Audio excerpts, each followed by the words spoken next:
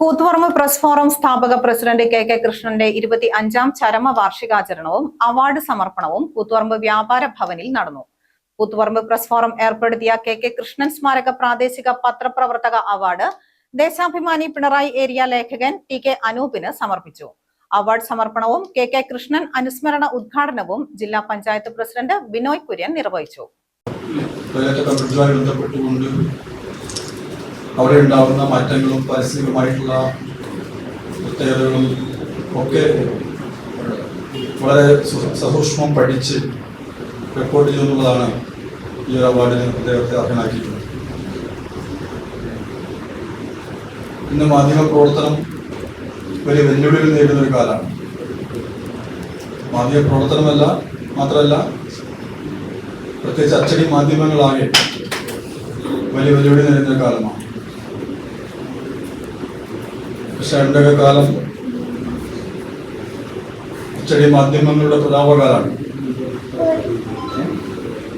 പക്ഷെ ഇപ്പോഴത്തെ കാലത്ത് ഈ എത്ര കാലം അച്ചടി മാധ്യമങ്ങൾ ഉണ്ടാകും എന്നുള്ളതാണ് നമ്മുടെ ആശങ്ക.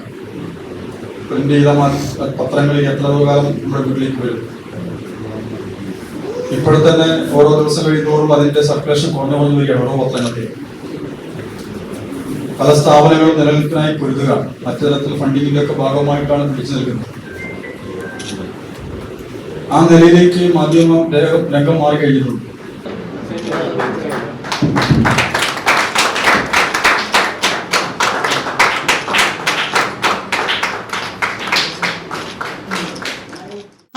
രൂപയും പ്രശസ്തി പത്രവും ഫലകവും അടങ്ങുന്ന അവാർഡാണ് ടി അനൂപിന് സമർപ്പിച്ചത്. നഗരസഭാ ചെയർപേഴ്സൺ വി ഷിജിത്ത് അധ്യക്ഷനായി. എൻ ധനഞ്ജയൻ അനുസ്മരണ പ്രഭാഷണം നടത്തി. M Sukumaran, Haridas Mokeri, M Vinod, Shamjith Pattiam, Ali Mottammal, M Padmanabhan, Ashraf Chembilali, T Aneesh, M Biju, വിവിധ സാമൂഹ്യ സന്നദ്ധ സംഘടനാ പ്രതിനിധികൾ തുടങ്ങിയവർ സംസാരിച്ചു.